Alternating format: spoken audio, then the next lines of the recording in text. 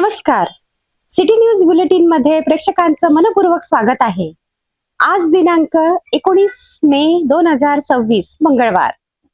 बातमीपत्राची सुरुवात करूया सुविचार मालेने. सकारात्मकता ही यशाची पहिली पायरी आहे, ती तुमच्या मनात सदैव जोपासा. आजचा सुविचार आपण बघितलात. आता बघूया आजच्या ठळक बातम्या.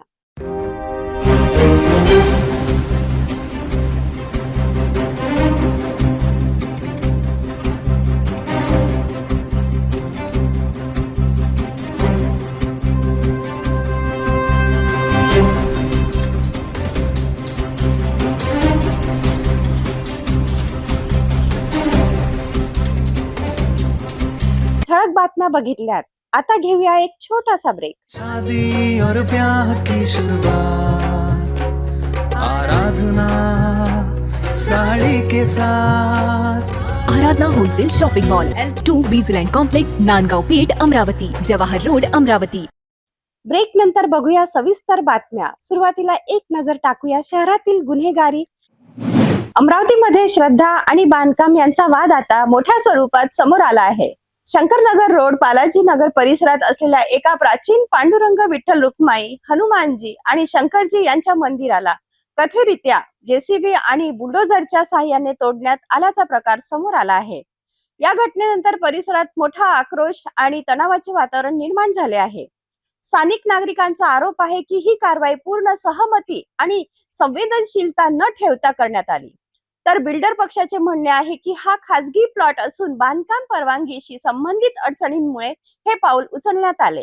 अमरावतीच्या शंकरनगर रोडवरील बालाजीनगर परिसरात बांधकाम सुरू असताना पांडुरंग विठ्ठल रुक्माई, हनुमानजी आणि शंकरजी यांच्या मंदिराला जेसीबीच्या सहाय्याने हटवण्यात किंवा पाडण्यात आल्याचे आरोप समोर आले आणि यामुळे मोठा वाद निर्माण झाला.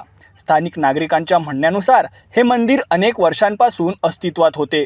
येथे दररोज भाविक दर्शनासाठी आणि पूजा अर्चनेसाठी येत होते. नागरिकांचे म्हणणे आहे की हे केवळ एक बांधकाम नव्हते, तर परिसरातील श्रद्धा आणि धार्मिक भावनांचे केंद्र होते. मिळालेल्या माहितीनुसार हा प्लॉट उमाबाई भाकरे यांच्याकडून अभय खोडके, राजू तायवाडे आणि विजय सुने यांनी खरेदी केल्याचे सांगितले जात आहे. या प्लॉटवर पूर्वीपासून घर आणि मंदिर दोन्ही अस्तित्वात होते. स्थानिकांचा आरोप आहे की बांधकामासाठी जागा मोकळी करण्याच्या प्रक्रियेत मंदिरही हटवण्यात आले, त्यामुळे नागरिकांमध्ये तीव्र नाराजी निर्माण झाली आहे. दुसरीकडे बिल्डर अभय खोडके यांचे म्हणणे आहे की ही खासगी मालमत्ता असून मंदिरही त्याच परिसराचा भाग होते. बांधकाम परवानगी संदर्भातील अडचणींमुळे ही कारवाई करण्यात आल्याचा त्यांचा दावा आहे. तसेच कथितरित्या त्यांनी असे किती आले आणि किती गेले, मला कुणाचीही भीती नाही. तसेच मर्द असाल तर समोर या, मी दाखवून देतो काय आहे, असे वक्तव्य केल्याचेही सांगितले जात आहे. आम्ही ही जागा उमाबाई भाकरे यांच्याकडून घेतलेली आहे. मी, राजू तायवाडे आणि विजय सुने या तिघां मिळून या मंदिरामुळे, हे मंदिरही पर्सनल आहे, हे घरही पर्सनल आहे. याच्यामध्ये कोणाचाही सार्वजनिक कोणताही याच्यामध्ये भाग नाही. त्याच्यामुळे आम्हाला शॅन्शनिंगसाठी त्रास होऊन राहिला होता. म्हणून आम्ही हे मंदिर पाडून जेव्हा शॅन्शनिंग घेऊ त्यावेळेस आम्ही मंदिराची व्यवस्था करू. मंदिरासाठी आम्ही जागा वगैरे घेऊन ठेवलेली आहे. प्रश्न असा आहे की ज्यांचं पोट दुखते, जे असे ब्लॅकमेलर आहेत, ते ब्लॅकमेलर याच्यामध्ये काळ्या करतात. ते स्वतः पोलीस स्टेशनला गेले, याची इन्क्वायरीसुद्धा झाली. इन्क्वायरी झाल्यावर पोलिसांनी उलट त्यांना नोटीस दिली. ते कॉर्पोरेशनमध्ये चालले. आमचं पूर्ण कायद्यामध्ये आहे. आता जर स्वतःची जागेमध्ये स्वतःचं बांधकाम पाळायचा हा जर गुन्हा असेल तर तो गुन्हा मला मान्य आहे. असे किती लोक आले, मी काही कोणाला घाबरणार नाही. इकडून तिकडून गेल्यापेक्षा मर्दासारखे समोर या, त्याच्यानंतर दाखवतो मी काय. या कथित वक्तव्यानंतर हा वाद आणखी तीव्र झाला आहे. प्लॉट मालक पक्षाचे म्हणणे आहे की त्यांची खाजगी मालमत्ता असून त्यावर निर्णय घेण्याचा त्यांना पूर्ण अधिकार आहे. मात्र एखादे मंदिर खुले परिसरात उभारून अनेक वर्ष सर्वसामान्य नागरिकांच्या पूजा दर्शनासाठी आणि सार्वजनिक वापरासाठी खुले ठेवले जाते, तेव्हा ते केवळ खाजगी संरचना राहत नाही, तर लोकांच्या श्रद्धेचे केंद्र बनते. अशा प्रकारची प्रकरणे यापूर्वीही समोर आली आहेत. मुंबईमध्येही जैन मंदिरासंदर्भातील वाद निर्माण झाला होता. त्यावेळी जनभावना लक्षात घेऊन नंतर पुनर्बांधणी करण्यात आली होती. याही प्रकरणात स्थानिक नागरिकांचे म्हणणे आहे की येथे केवळ जेसीबी चालली नाही, तर लोकांच्या श्रद्धेलाही धक्का बसला आहे. अनेकांच्या घरांमध्ये देवघर किंवा मंदिरे असतात, मात्र ती घराच्या 4 भिंतींच्या आत असतात. परंतु येथे असलेले मंदिर कथितरित्या खुले परिसरात होते आणि अनेक वर्षांपासून सर्वसामान्य भाविकांसाठी उपलब्ध होते. त्यामुळे नागरिकांमध्ये निर्माण झालेला संताप स्वाभाविक असल्याचे मत व्यक्त केले जात आहे. दरम्यान खोडके पक्षाने कथितरित्या आंदोलनासाठी आलेल्या लोकांना ब्लॅकमेलर असे संबोधल्याचेही सांगितले जात आहे. आता प्रश्न असा उपस्थित होत आहे की धार्मिक श्रद्धेच्या बाजूने आवाज उठवणे याला ब्लॅकमेलिंग म्हणता येईल का? याचे उत्तर प्रशासनाची चौकशी आणि न्यायालयीन प्रक्रिया पुढील काळात स्पष्ट करेल. आजची वस्तुस्थिती अशी आहे की शंकरनगर परिसरातील अनेक वर्षांपासून अस्तित्वात असल्याचा दावा करण्यात येणारी ती 3 मंदिरे आता तेथे दिसत नाहीत. त्यामुळे हा वाद केवळ जमीन किंवा बांधकामापुरता मर्यादित राहिलेला नसून श्रद्धा, खाजगी मालकी आणि सामाजिक भावना यांच्या संघर्षाचा विषय बनला आहे. आता पाहणे महत्त्वाचे ठरेल की प्रशासन या वादग्रस्त प्रकरणात कोणती कारवाई करते आणि मंदिर उद्ध्वस्तीकरणाबाबत कोणती चौकशी सुरू केली जाते की नाही. सध्या अमरावतीमध्ये हा मुद्दा श्रद्धा बांधकाम संघर्षाचे मोठे उदाहरण बनून समोर आला आहे.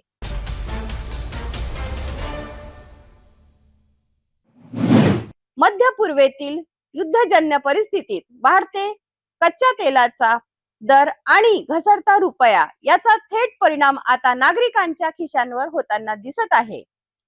सलग दुसऱ्यांदा झालेल्या या दरवाढीमुळे वाहतूक, भाजीपाला, जीवनावश्यक वस्तू आणि सर्वसामान्यांच्या खर्चात आणखीन वाढ होण्याची शक्यता व्यक्त केली जात आहे.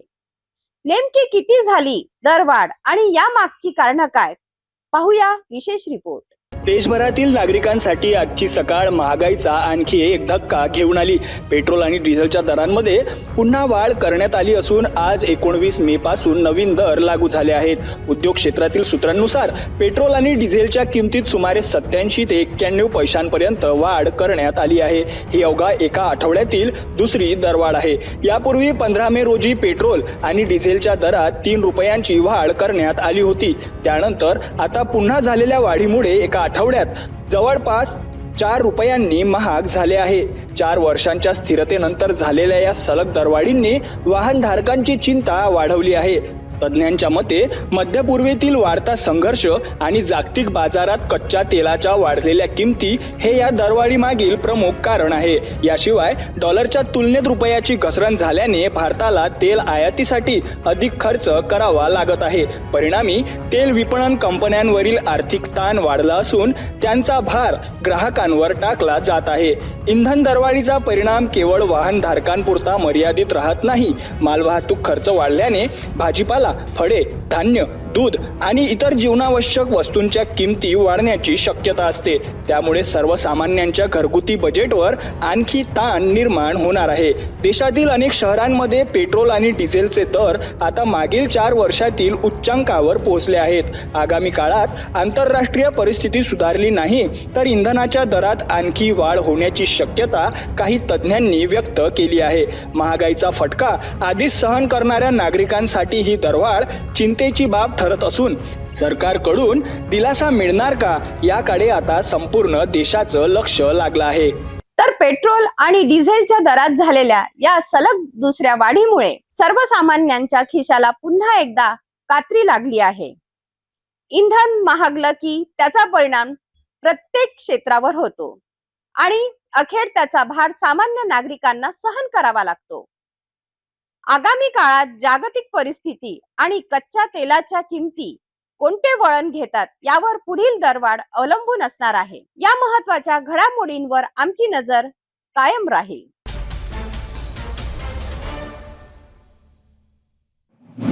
अमरावती शहरात स्वच्छता व्यवस्था आणि अतिक्रमणाचा मुद्दा पुन्हा एकदा ऐरणीवर आला आहे.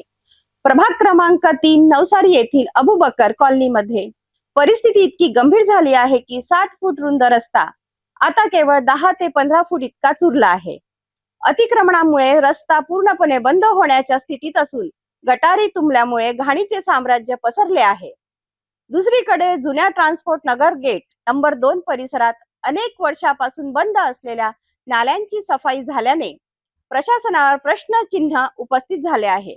आता मोठा प्रश्न असा आहे की अतिक्रमणावर कारवाई होणार का?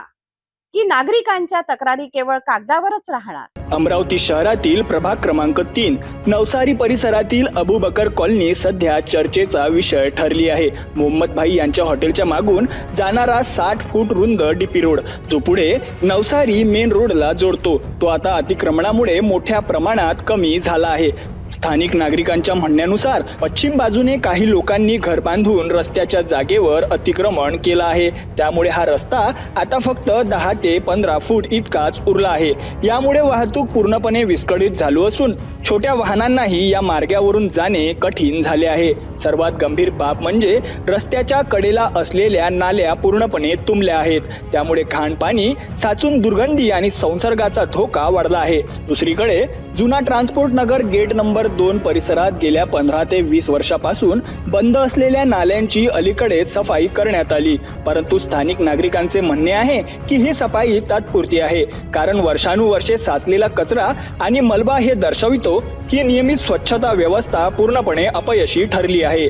काही ठिकाणी सफाई दरम्यान बाहेर आलेला मलबा हे स्पष्ट दाखवतो की अनेक महिने या भागात महापालिकेची कोणतीही सक्रियता नव्हती. आता नागरिक प्रश्न विचारत आहेत की प्रशासन फक्त तक्रारीनंतरच जागे होणार की या समस्येवर कायमस्वरूपी तोडगा काढला जाणार? अमरावतीतील या भागांमधील अतिक्रमण आणि स्वच्छता व्यवस्थेची अवस्था पुन्हा एकदा महानगरपालिकेच्या कार्यपद्धतीवर प्रश्न उपस्थित करत आहे. आता पाहावे लागेल की जबाबदार अधिकारी या समस्यांवर ठोस कारवाई कधी करतात की परिस्थिती अशीच बिघडत राहणार.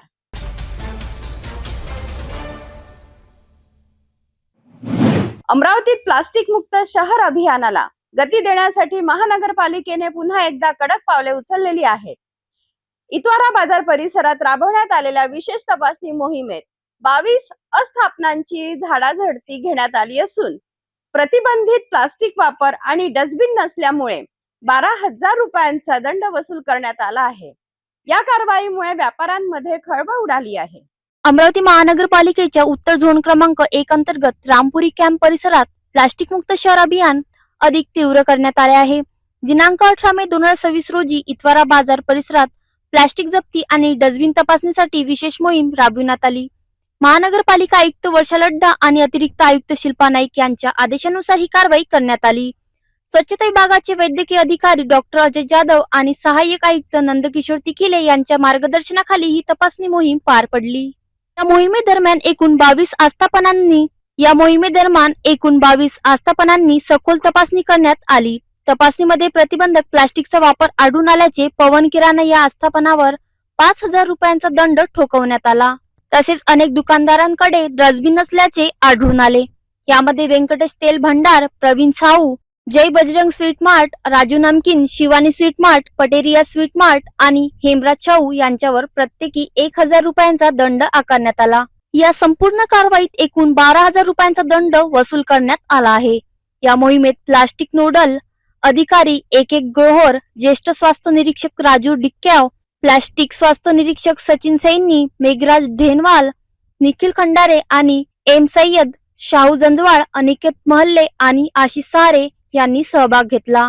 महानगरपालिकेने स्पष्ट केले आहे की स्वच्छ शहर सुंदर शहर या संकल्पनेला गती देण्यासाठी प्लास्टिक मुक्त परिसर निर्मिती अत्यंत आवश्यक आहे. त्यामुळे नागरिक आणि व्यापाऱ्यांनी नियमांचे पालन करून शहर स्वच्छ ठेवण्यासाठी सहकार्य करावे असे आवाहन करण्यात आले आहे. प्लास्टिक विरोधी या कडक मोहिमेमुळे इतवारा बाजार परिसरात पुन्हा एकदा शिस्तीचा संदेश गेला आहे. महानगरपालिकेच्या या कारवाईनंतर पुढील काळात अशा तपासण्या अधिक तीव्र होण्याची शक्यता वर्तवली जात आहे.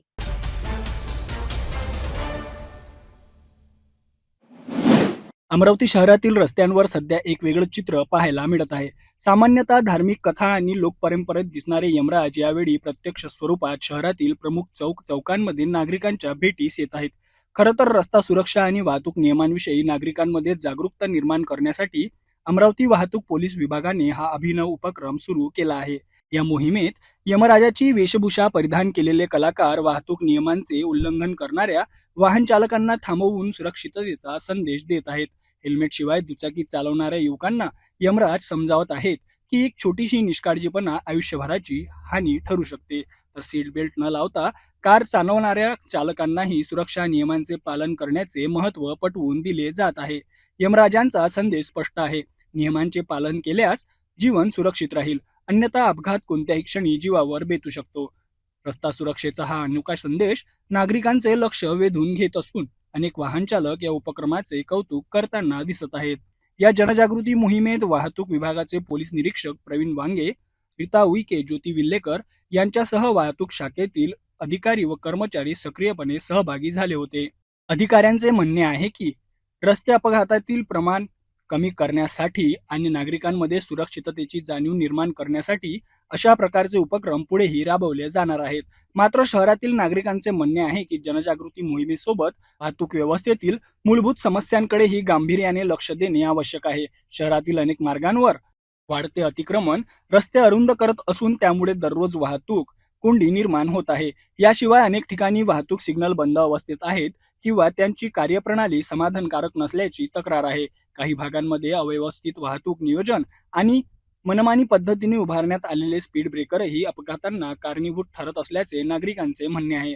तज्ज्ञांच्या मते जनजागृती मोहिमेबरोबरच रस्ते व्यवस्थापन, अतिक्रमण निर्मूलन, सिग्नल व्यवस्था सुधारणा आणि वैज्ञानिक पद्धतीने वाहतूक नियोजन यावर भर दिल्यास शहरातील वाहतूक व्यवस्था अधिक सक्षम आणि सुरक्षित होऊ शकते. सध्या अमरावती वाहतूक विभागाने सुरू केलेली ही अनोखी मोहीम नागरिकांमध्ये चर्चेचा विषय ठरत आहे. आता यमराजांचा हा संदेश वाहन चालकांच्या वर्तनात कितपत बदल घडवतो आणि रस्ते अपघात रोखण्यासाठी किती प्रभावी ठरतो हे पाहणं महत्त्वाचं ठरणार आहे. दरवर्षी अपघाताच्या संख्येत वाढ होत चाललेली आहे. जसं 2025पेक्षा यावर्षी 55% अपघाताची संख्या वाढलेली आहे. त्या अपघातांची संख्या कमी करण्याच्या अनुषंगाने आपण शहरामध्ये शहर वाहतूक शाखेमार्फत माननीय पोलीस आयुक्त साहेब, माननीय पोलीस उपायुक्त मुख्यालय साहेब यांच्या मार्गदर्शनाखाली वेगवेगळ्या मोहीम राबवतो आहेत. जसे की दारू पिऊन वाहन चालवणे आहेत, ओव्हरस्पीड वाहन आहेत, रॉंग साईड वाहन आहे, मोबाईलवर बोलणे आहे, ट्रिपल सीट आहेत. तर ह्या सर्व सीट बेल्ट आहे आणि हेल्मेट आहे. या सर्व प्रकारच्या आपण कारवाया वाढवून लोकांमध्ये जनजागृती करतो आहेत की जेणेकरून अपघाताची संख्या कमी होईल. त्याचाच एक भाग म्हणून आपण शहरामध्ये जसं की चौकांमध्ये बॅनर लावणार आहोत अपघाता अनुषंगाने आणि सोशल मीडियावर सुद्धा अपघात अनुषंगाने आपण लोकांना जनजागृती करणार आहोत. रोड सेफ्टीकरिता यमराज आम्ही आणलेले आहेत. जे अपघाताचं प्रमाण रोडवरती वाढत आहे त्याच्या अनुषंगाने हेल्मेटचा वापर करावा, कार चालवताना सीट बेल्ट लावावा, दारू पिऊन वाहन चालवू नये, तसेच ओव्हर स्पीडमध्ये कुठलंही वाहन चालवू नका आणि रॉंग साईड गाडी चालवू नका. हे जे 5-6 जी कारणं आहेत याच्यामुळे ॲक्सिडेंट होण्याचं प्रमाण भरपूर वाढलं आहे. तर असे जर आपण आपल्या स्वतःच्या सुरक्षिततेकरिता हेल्मेटचा वापर केला, सीट बेल्टचा वापर केला, ओव्हर स्पीडने गाडी चालवली नाही, दारू पिऊन गाडी चालवली नाही, रॉंग साईडने गेलो नाही, तर बऱ्याच प्रमाणात अपघातांचं प्रमाण कमी होईल. या अनुषंगाने आज ही मोहीम राबवण्यात आली आहे. यमराज आम्ही एक प्रातिनिधिक तत्त्वावर आणलेले आहेत आणि त्यांच्या अनुषंगाने आपल्या प्रसार माध्यमातून आम्हाला संदेश द्यायचा आहे की सर्वांनी वाहतूक नियमांचे पालन करावे. त्यामुळे अपघातांचे प्रमाण निश्चित कमी होईल आणि सर्वांचा प्रवास देखील सुरक्षित होईल.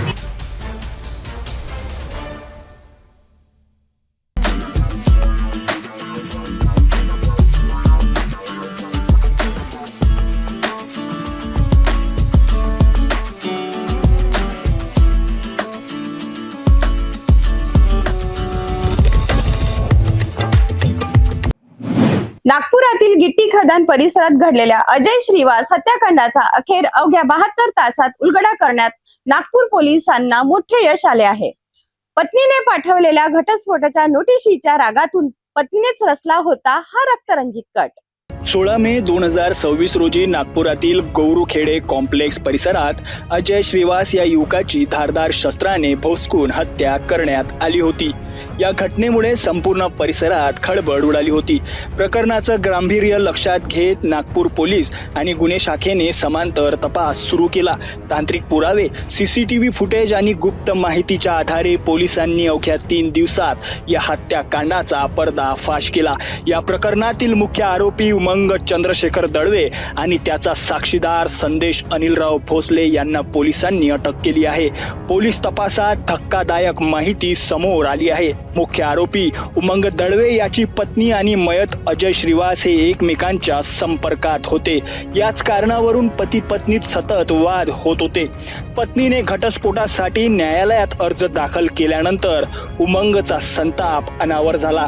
अजय श्रीवास याच्यामुळेच आपले घर उद्ध्वस्त झाले अशी समजूत करून आरोपींनी हत्या करण्याचा कट रचल्याचं तपासात उघड झालं आहे. पोलिसांच्या माहितीनुसार आरोपींनी तब्बल 14 दिवस अजय श्रीवास याची रेकी केली. त्याच्या येण्या जाण्याच्या वेळा, रस्ते आणि हालचालींवर सतत नजर ठेवण्यात आली. अखेर 16 मे रोजी संधी साधून आरोपींनी अजयवर धारधार शस्त्राने जीवघेणा हल्ला करत त्याची हत्या केली. या संपूर्ण कारवाईत गिट्टी खदान पोलीस, क्राईम ब्रांच युनिट 2 आणि सायबर सेलच्या पथकानं महत्त्वाची भूमिका बजावली. डिजिटल पुरावे, तांत्रिक विश्लेषण आणि गोपनीय माहितीच्या आधारे आरोपीपर्यंत पोहोचण्यात पोलिसांना यश आलंय. पहिला मुख्य आरोपी उमंग चंद्रशेखर दळवे, वय 44 वर्ष, राहणार पहाडीवाले माता मंदिर, गणेशपेठ, आणि त्याचा साथीदार संदेश अनिलराव भोसले यांना अटक केलेला आहे आणि पोलीस ठाणे गिट्टी खदान यांच्या ताब्यात पुढील तपासाकरता दिलेला आहे. यातील आरोपी क्रमांक 2 याला काल रोजीच अटक करण्यात येऊन पोलीस स्टेशन गिट्टी खदान यांना हँडओव्हर केलेला आहे. मुख्य आरोपी उमंग याला आज मोठ्या शिताफीने अटक करण्यात आलेली आहे. प्राप्त घटनास्थळावरील पुरावे तसेच इतर डिजिटल पुरावे आणि गोपनीय माहिती, तांत्रिक पुरावे यांच्यावरनं केलेली आहे. पत्नीच्या घटस्फोटाच्या निर्णयामुळे निर्माण झालेला संताप आणि त्यातून घडलेले हे थरारक हत्याकांड. अवघ्या 72 तासात या गुन्ह्याचा उलगडा करून नागपूर पोलिसांनी मोठे यश मिळवले आहे.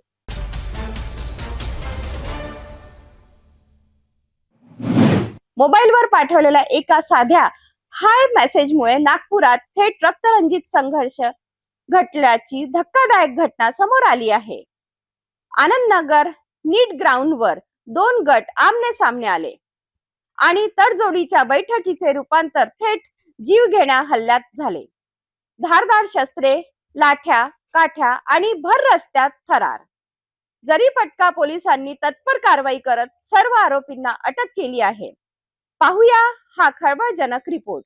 नागपूरच्या जरीपटका पोलीस ठाण्याच्या हद्दीतील आनंदनगर NIT ग्राउंडवर ही थरारक घटना घडली.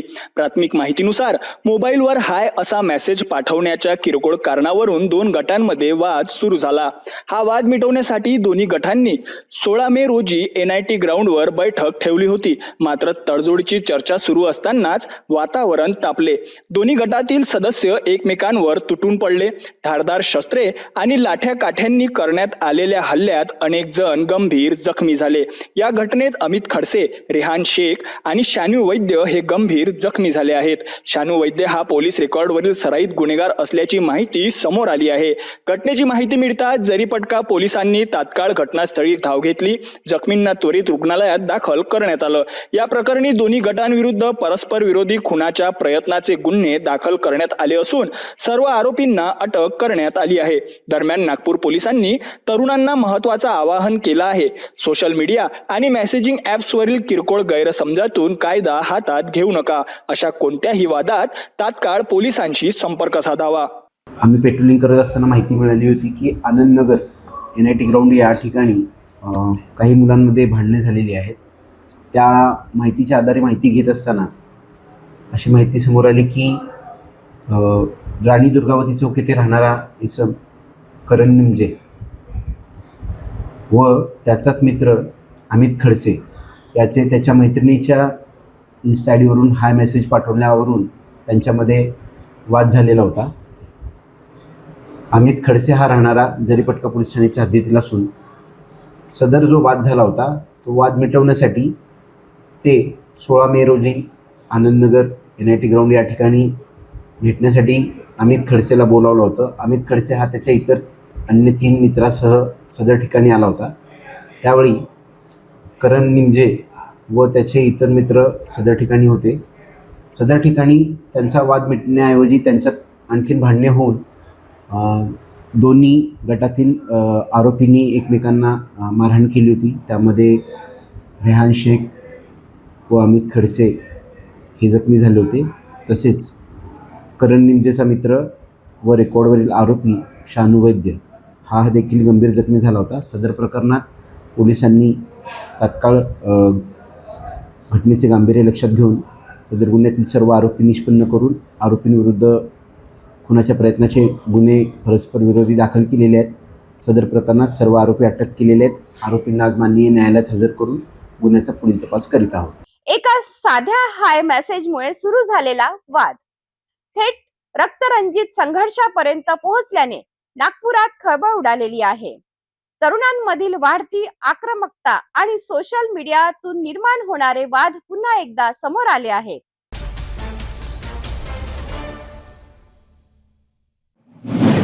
नागपुरातून एक संतापजनक आणि मानवतेला काळीमा फासणारी घटना समोर आलेली आहे. रस्त्यावर कचरा वेचून उदरनिर्वाह करणाऱ्या एका वृद्धाला काही गुंडांनी आधी लुटले आणि त्यानंतर काठीने अमानुष मारहाण केली. घटनेची माहिती मिळताच नागपूर पोलिसांनी तत्पर कारवाई करत वृद्धाचे प्राण वाचवले. तसेच आरोपी टोळीतील 4 जणांना बेड्या ठोकल्या आहेत. या संपूर्ण घटनेचा विशेष रिपोर्ट पाहूया. नागपुरातील एका परिसरात कचरा आणि प्लास्टिक गोळा करून आपले पोट भरणारा एक वृद्ध इसम नेहमीप्रमाणे काम करत होता. याच वेळी काही आरोपींनी त्याला अडवून त्याच्याकडील पैसे जबरदस्तीने हिसकावून घेतले. याच पैशांमधून दारू पिण्याच्या कारणावरून वाद निर्माण झाला आणि त्यानंतर आरोपींनी वृद्धावर काठीने बेदम मारहाण केली. या घटनेची माहिती मिळताच नागपूर पोलीस तात्काळ घटनास्थळी दाखल झाले. जखमी वृद्धाला त्वरित रुग्णालयात दाखल करण्यात आलं. वेळेत उपचार मिळाल्यामुळे वृद्धाचे प्राण वाचवण्यात यश आलं. या प्रकरणात पोलिसांनी वेगाने तपास करत एका महिलेसह 4 आरोपींना अटक केली आहे. अटक आरोपींमध्ये गोलू गणेश निखारे, राहुल चन्नानी, अमोल राठोड आणि एका महिला आरोपीचा समावेश आहे. तर या प्रकरणातील 5वा आरोपी प्रवीण अरुण माटे हा अद्याप फरार असून पोलीस त्याचा शोध घेत.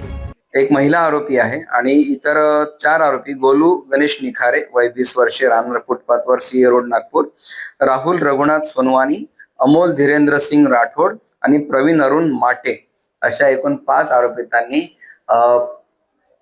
यातील जो जखमी इसम आहे तो नेहमी कचरा वगैरे प्लास्टिक विकून आल्यानंतर त्यांच्याकडे जे काही पैसे होते त्यांच्याकडे जबरदस्ती हिसकावून घ्यायचा आणि स्वतः त्या पैशांनी दारू वगैरे प्यायचा. या गोष्टीचा राग मनात ठेवून त्याच्याशी भांडण करून काठीने आणि पंक्चर दुरुस्त करण्याचा जो पाना असतो त्या पाण्याने त्याला मारहाण केलेली, त्याला जखमी केलेला आहे. काल तात्काळ माहिती मिळताच पोलिसांनी घटनास्थळी पोहोचून सदर जखमीला मी हॉस्पिटल येथे ऍडमिट केलेला आहे आणि त्याला सुखरूप त्याचा जीव वाचवलेला आहे. त्याचप्रमाणे यातील जे 4 आरोपी आहे आम्ही तात्काळ ताब्यात घेतलेले आहे. 5वा आरोपी प्रवीण अरुण माटे याचा आम्ही शोध घेत आहोत. लवकरच त्यालाही अटक करून सदर गुन्ह्यामध्ये या गुन्ह्याचा तपास PSI माने हे करत आहेत आणि या गुन्ह्याचा मध्ये आरोपीचा PCR घेऊन पुढील तपास केला जातो. दरम्यान नागपूर पोलिसांनी नागरिकांना महत्त्वाचं आवाहन केलं आहे. शहरात कोणतीही अनुचित घटना घडल्यास नागरिकांनी स्वतः कायदा हातात घेऊ नये. अशा वेळी तात्काळ डायल 112 म्हणजेच 112 वर संपर्क साधावा.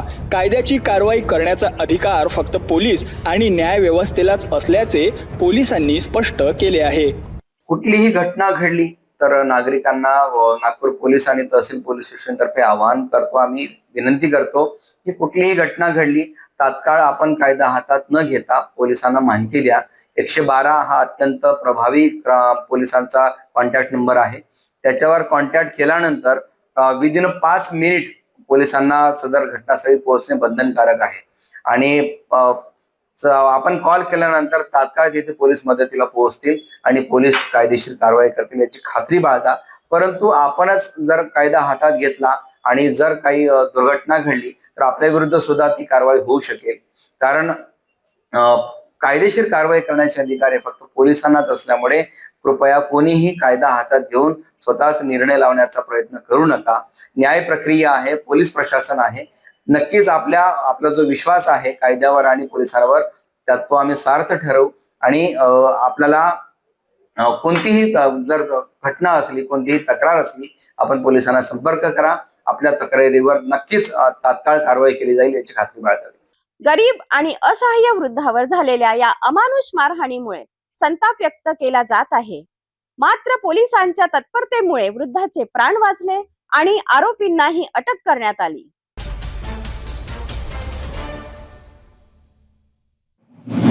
आजची धक्कादायक आणि बेरोजगार तरुणांसाठी अत्यंत महत्वाची बातमी.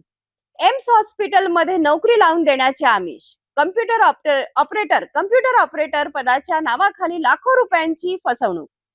सुशिक्षित बेरोजगार युवकांना जाळ्यात ओढणाऱ्या टोळीचा पर्दाफाश. वर्धा जिल्ह्यातील समुद्रपूर येथे नोकरीच्या आमिषाने फसवणुकीचा धक्कादायक प्रकार समोर आला आहे. एम्स हॉस्पिटलमधील कम्प्युटर ऑपरेटर पदावर नोकरी मिळवून देण्याचे आश्वासन देत काही युवकांकडून लाखो रुपये उकळल्याचा आरोप करण्यात आला आहे. या प्रकरणात फिर्यादी येथील जितेंद्र गोविंदराव रंगारी यांच्यासह परिसरातील आणखी 5 ते 6 सुशिक्षित बेरोजगार युवकांची फसवणूक झाल्याची माहिती समोर आली आहे.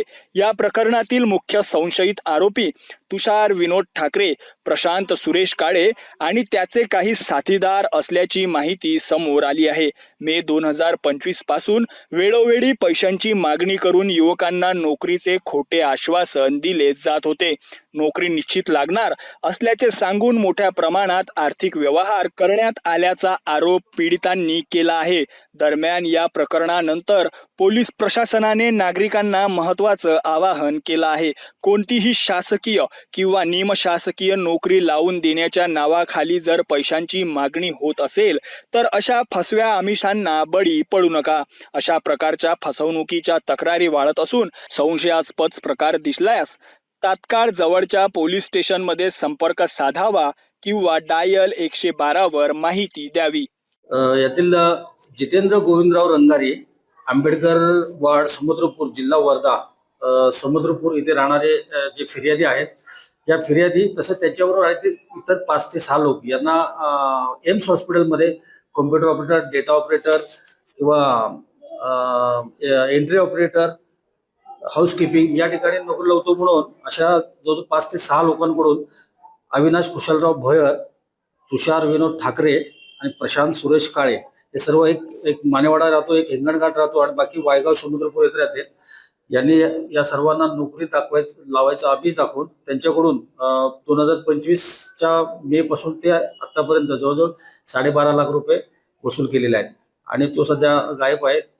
तर यातील जो जितेंद्र रंगारे आहे यांच्या तक्रारीवर आम्ही हा गुन्हा दाखल केलेला आहे आणि पुढील तपास आमच्या PSI आनंद साहेब करीत आहेत. माझं जनतेला हेच आव्हान राहील की कोणत्याही ठिकाणी जर नोकरी लावायचं जर आमिष देत असेल किंवा कोण पैशाची मागणी करत असेल तर त्या संबंधित आमचं पोलीस स्टेशन किंवा डायल 112 जे आमचे हेल्पलाईन नंबर आहे या ठिकाणी त्यांनी संपर्क साधावा. असं कुठल्याही ठिकाणी पैसे घेऊन नोकरी लावली जात नाही. जोपर्यंत सदर ठिकाणी कुठे खरंच वॅकन्सीज आहेत किंवा नाही आहेत या ठिकाणी तुम्ही संबंधित संस्थेमध्ये किंवा जी कोणती संस्था ज्या नोकरीसाठी हे करतात त्या संस्थेमध्ये जाऊन खात्री केल्याशिवाय मध्यस्थीतर्फे कधीही असा पैशाचा व्यवहार करू नये. असे फसवले जाऊ शकतात. माझ्याकडे तसे असे 2-3 प्रकरण आलेले आहेत. यामध्ये आम्ही आता वर्तमानपत्रामध्ये देखील प्रसिद्धी करीत आहोत. बेरोजगारीचा फायदा घेत फसवणूक करणाऱ्या टोळ्या आता अधिक सक्रिय झाल्याचे चित्र समोर येत आहे. म्हणूनच कोणत्याही नोकरीसाठी पैसे देण्यापूर्वी संपूर्ण खात्री करा आणि अशा फसवणूक करणाऱ्यांपासून सावध राहा.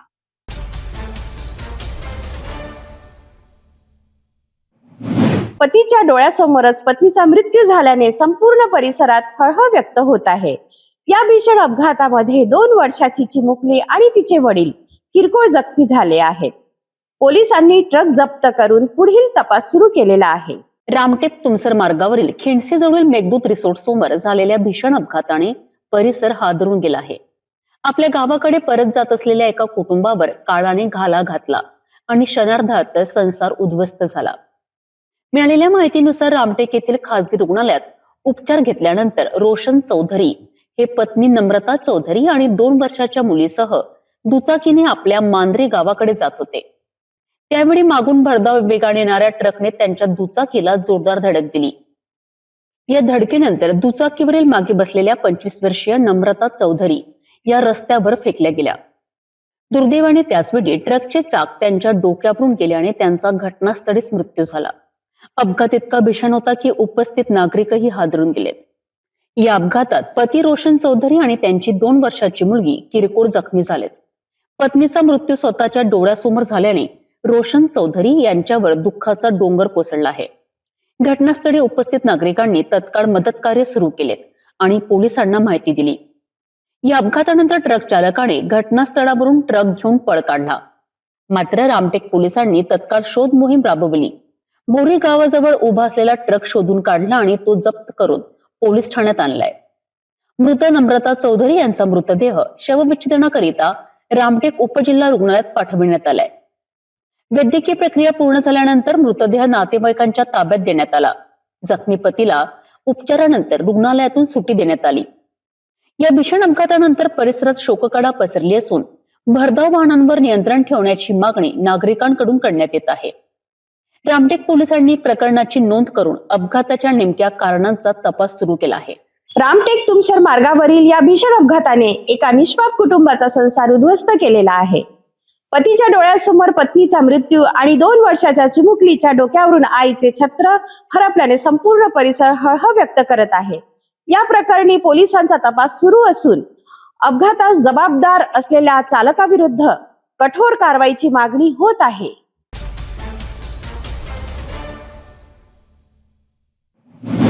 भंडारा जिल्ह्यातील लाखनी तालुक्यावरील पळसगाव रेती घाटावरून सुरू असलेल्या रेती वाहतुकीमुळे नागरिकांच्या जीवाला गंभीर धोका निर्माण झाल्याचा आरोप होत आहे. पालांदूर मुख्य चौकातून दिवस रात्र भरधाव वेगाने धावणारे रेतीने भरलेले ट्रॅक्टर रॉयल्टीची मुदत संपल्यानंतरही सुरू असलेली कथित वाहतूक आणि प्रशासनाच्या भूमिकेवर उपस्थित होत असलेले प्रश्न यामुळे परिसरात संतापाचे वातावरण आहे. स्थानिक नागरिकांचा आरोप आहे की रेती माफियांच्या मुजोरीमुळे गावातील रस्ते अक्षरशः मृत्यूचा सापळा बनला आहे. भंडारा जिल्ह्यातील लाखनी तालुक्याच्या पळसगाव रेती घाटावरून मोठ्या प्रमाणात रेतीची वाहतूक सुरू असल्याचा आरोप स्थानिक नागरिकांकडून करण्यात येत आहे. पळसगाव घाटातून निघणारे रेतीने भरलेले ट्रॅक्टर थेट पालांदूर मुख्य चौकमार्गे लाखनीच्या दिशेने भरधाव वेगाने जात असल्याने नागरिकांमध्ये भीतीचे वातावरण निर्माण झाले आहे. स्थानिकांच्या माहितीनुसार दररोज 40 ते 50 ट्रॅक्टर रेतीची वाहतूक करतात.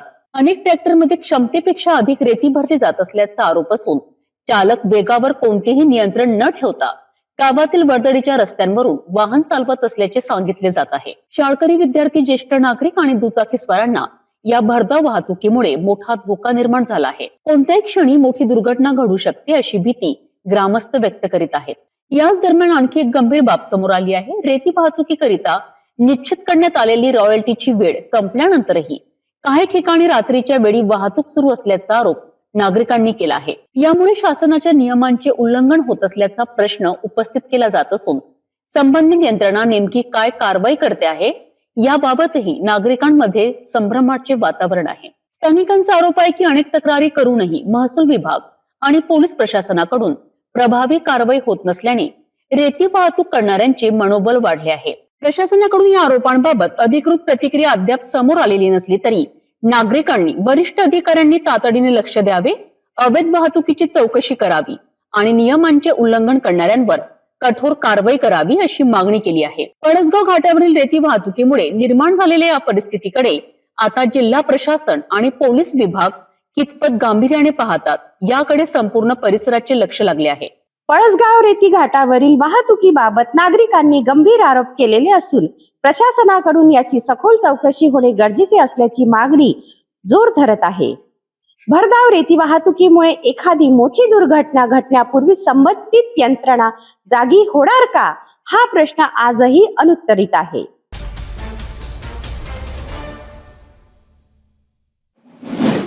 वाशिम जिल्ह्यात मागील 4 ते 5 दिवसांपासून पेट्रोल आणि डिझेलच्या उपलब्धतेबाबत विविध चर्चा सुरू झाल्या. काही पेट्रोल पंपावर वाढलेल्या गर्दीमुळे आणि वाहनांच्या लांबच लांब रांगांमुळे नागरिकांमध्ये इंधन टंचाईची भीती निर्माण झाली. अनेक वाहन चालकांनी भविष्यात इंधन मिळणार नाही या भीतीपोटी नेहमीपेक्षा अधिक प्रमाणात पेट्रोल आणि डिझेल खरेदी करण्यास सुरुवात केली. त्यामुळे काही ठिकाणी गर्दीचे चित्र अधिक तीव्र झाले आणि अफवांना आणखी खतपाणी मिळालं. या पार्श्वभूमीवर जिल्हाधिकारी योगेश कुंभेजकर यांनी परिस्थितीबाबत सविस्तर माहिती देत नागरिकांना दिलासा दिला आहे. जिल्हाधिकाऱ्यांच्या माहितीनुसार वाशिम जिल्ह्यात इंधनाचा कोणताही तुटवडा नाही.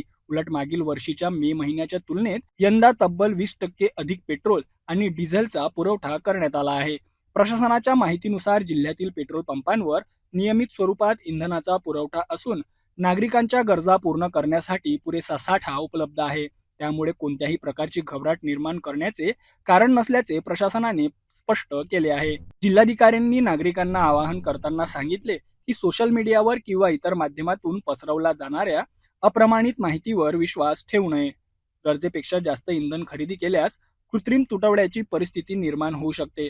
त्यामुळे प्रत्येक नागरिकाने जबाबदारीने वागून आवश्यक तेवढेच इंधन घ्यावे आणि प्रशासनाला सहकार्य करावे. दरम्यान जिल्हा प्रशासन परिस्थितीवर सतत लक्ष ठेवत असून इंधन पुरवठा सुरळीत राहण्यासाठी संबंधित यंत्रणांशी समन्वय साधत आहे. त्यामुळे नागरिकांनी कोणत्याही अफवांना बळी न पडता अधिकृत माहितीलाच प्राधान्य द्यावे असे आवाहन पुन्हा करण्यात आले आहे. वाशिम जिल्ह्यातील सर्व नागरिकांना आवाहन करू इच्छितो की जिल्ह्यातील इंधन पुरवठ्याविषयी विशेषतः पेट्रोल आणि डिझेल पुरवठ्याच्या अनुषंगाने प्रशासन पूर्णपणे लक्ष ठेवून आहे. ज्या मुख्य कंपनीज आहेत, हिंदुस्तान पेट्रोलियम असेल, Bharat petroleum, Indian oil, Nayara, Jio, सर्व कंपन्यांशी आम्ही दैनंदिन संपर्कांमध्ये आहोत आणि जिल्ह्यामध्ये नेहमीप्रमाणे सुरळीत पुरवठा चालू आहे. आम्ही जी आकडेवारी घेतली त्यानुसार मागील वर्षी मे महिन्यात जेवढा पुरवठा झाला होता त्याच्यापेक्षा जवळपास 20% जास्त पुरवठा आत्तापर्यंत झालेला आहे. नागरिकांनी कृपया कोणत्याही अफवांवर विश्वास ठेवू नये आणि अनावश्यक काही साठा करून ठेवायची कुणी नागरिकांनी काही प्रयत्न करायची गरज नाही आहे. सुरळीत पुरवठा असल्यामुळं प्रशासनाला आपण सर्वांनी सहकार्य करावं असं आव्हान आहे. आपल्याला माहीतच आहे, महिन्याभरापूर्वी थोडी 2-3 दिवस परत अशी स्थिती आली होती. आम्ही आवाहन केलं होतं आणि लगेच परिस्थिती सुरळीत झालेली होती. तर पुनश्च जिल्ह्यातील नागरिकांना आव्हान आहे, कुणीही इंधनाचा साठा करण्याचा काही गरज नाही आहे. सुरळीत पुरवठा होत आहे आणि सर्वांनी कृपया सहकार्य करावं.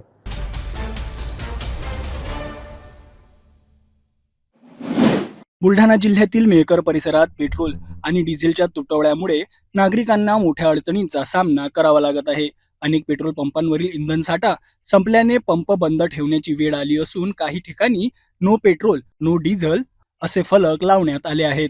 ज्या पेट्रोल पंपांवर इंधन उपलब्ध आहे त्या ठिकाणी वाहनांच्या लांबच लांब रांगा लागल्या आहेत. दुचाकी, चारचाकी, मालवाहू वाहने आणि ट्रॅक्टर चालक रात्रभर रांगेत उभे राहून आपल्या वाहनांसाठी इंधन मिळवण्याची वाट पाहत आहेत. अनेक नागरिकांनी रात्रीपासून प्रतीक्षा करूनही इंधन मिळत नसल्याची नाराजी व्यक्त केली आहे. इंधन टंचाईचा सर्वाधिक फटका शेतकरी वर्गाला बसत आहे. खरीप हंगामासाठी मशागतीची कामे वेगाने सुरू असताना ट्रॅक्टरसाठी डिझेल मिळत नसल्याने शेतातील अनेक कामे ठप्प पडली आहेत. आता म्हणजे एकूण 2000 डिझेल न्यायचं, 400 रुपयाचं डिझेल रस्त्याने जाणार आणि 400 रुपयाचं वावरात जायपर्यंत जाणार. किती गेलं राहिल्या 1200 रुपयात डिझेल. 1200 रुपयात 2 एकर 1.5 एकर होईल. तेवढं आणून घरी यायचं, झोपायचं, सगळं डिझेल लागीत लागायचं. म्हणजे असं रात्री झोपली त्याचे, रात्री झोप नाही त्याचे, 10 घंटे लाईनीत लागायचं. सकाळच्या 10-11 वाजतापासून इथं आहे मी. त्याला सोय नाही, कशी सोय नाही.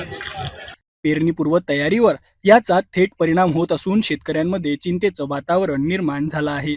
वाहतूक आणि मालपुरवठा व्यवस्थेवरही या संकटाचा परिणाम दिसून येत आहे.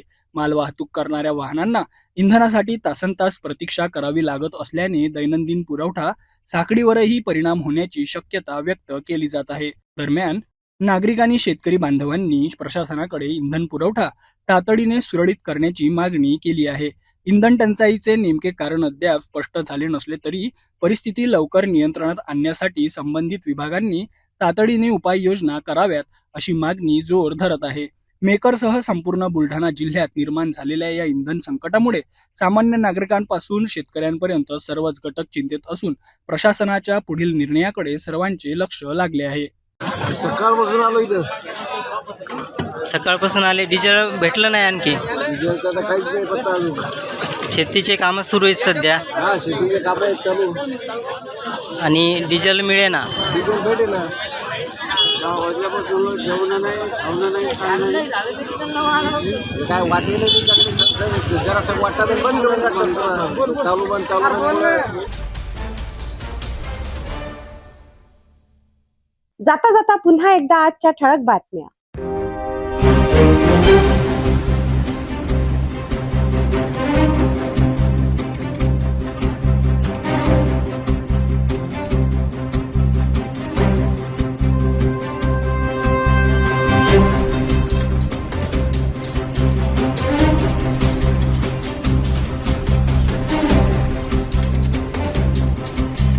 आपण आता सिटी न्यूज चॅनल आपल्या टीव्हीवर सुद्धा बघू शकता. यामध्ये आता अमरावती जिल्ह्यानंतर विदर्भ आणि महाराष्ट्राचे दर्शक घर बसल्या आपल्या केबल टीव्ही वर सिटी न्यूजच्या बातम्या पाहू शकतील. लवकरच आम्ही आपल्यापर्यंत पोहोचणार आहोत.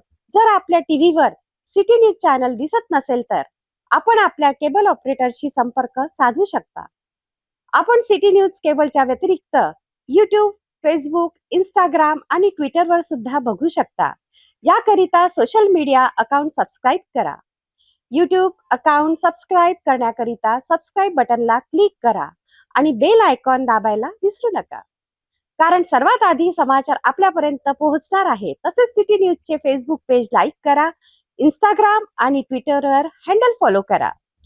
आपण व्हॉट्सअपवर सुद्धा सूचना देऊन न्यूज प्राप्त करू शकता. व्हॉट्सअप नंबर स्क्रीनवर येत आहे. हे बातमीपत्र एवढ्यावरच थांबूया. पुन्हा भेटूया नवीन घडामोडी सोबत. नमस्कार. हर खबर पर पैनी नजर, हर मुद्दे पर सटीक वार, यही है सिटी न्यूज की पहचान. जहाँ सच्चाई की आवाज दबाई जाती है वहाँ सिटी न्यूज उठाता है सवाल. हर स्क्रीन पर, हर प्लेटफॉर्म पर हमारी मौजूदगी बोलती है. सिटी न्यूज हमेशा सच के साथ.